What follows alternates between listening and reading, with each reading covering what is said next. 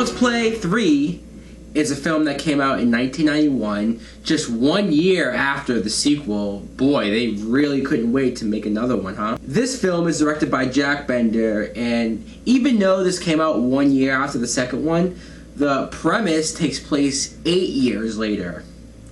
Alright. First, you see that the toy company has decided to bring back the good guy doll. Like, for some reason, the cleanup crew from the end of the second film used the same chemicals and what was left of the material from the blown up Chucky doll. They take that to start making more dolls.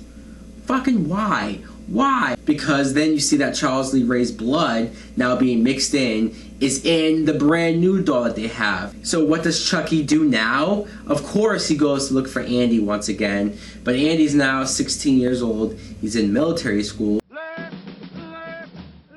right.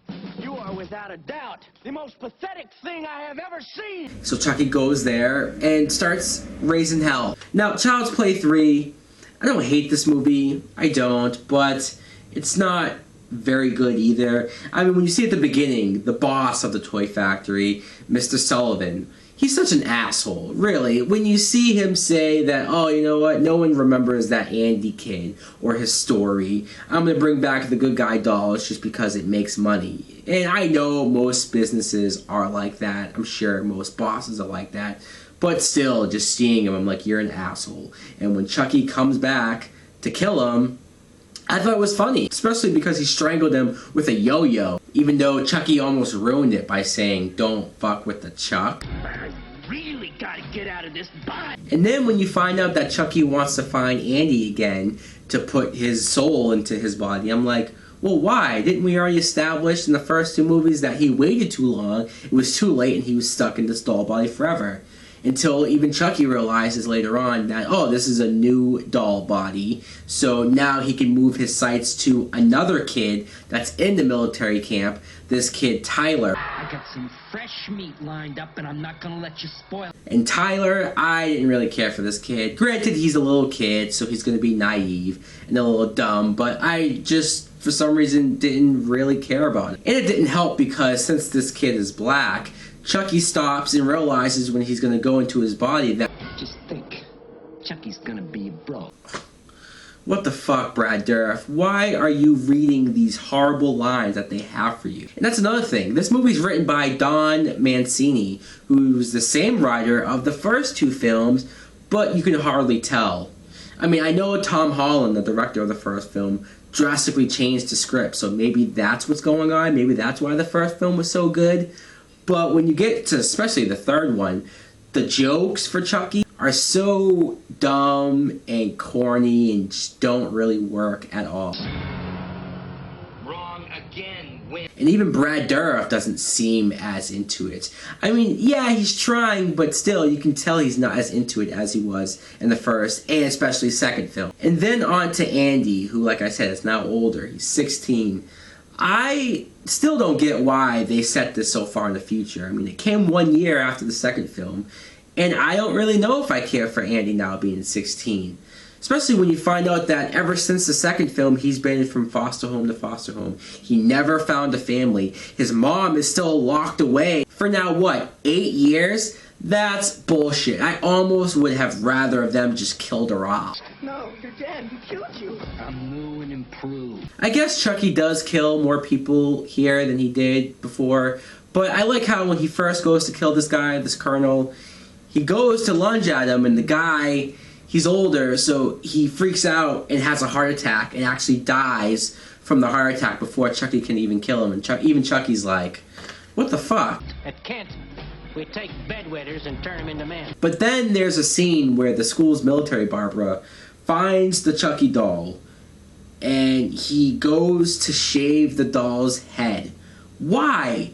Where's the logic there? Like, why would he do that? I get he was an asshole, and whenever he saw a kid, he kept saying how he wanted to cut their hair because he doesn't like when hair's grown.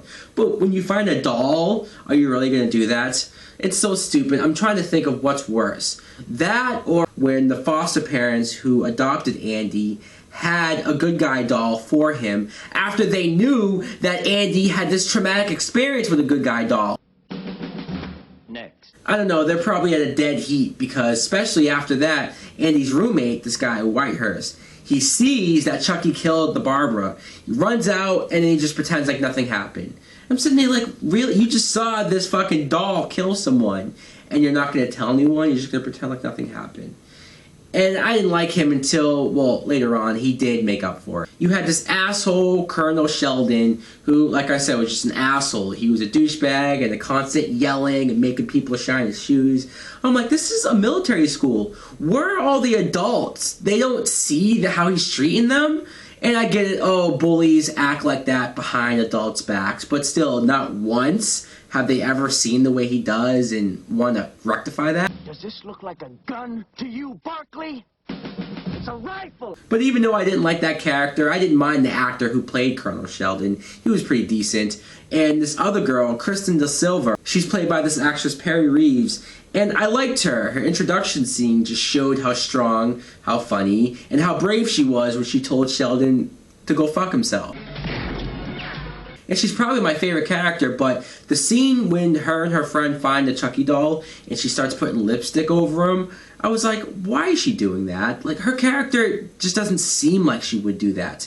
And then later on, I really don't understand why she starts falling for Andy. Because Andy, played by Justin Whalen, I didn't mind him. He wasn't, like, horrible. It's just, he was kind of weird.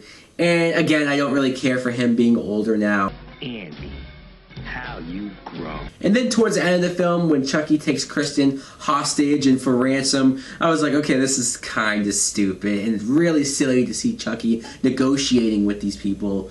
But when he actually tricks the two teams because they're playing this game, paintball guns, he tricks one of the teams, switches it with live ammunition, and I thought that payoff was pretty worth it. And then the end of the film, when Chucky's chasing the kid and Andy has to go after them and they go into this carnival, then they go into this haunted house, and then half of Chucky's face gets cut off and he just looks creepy, like half his face missing. The end made up for all the silliness and the dumbness going on. I do think the ending was satisfying.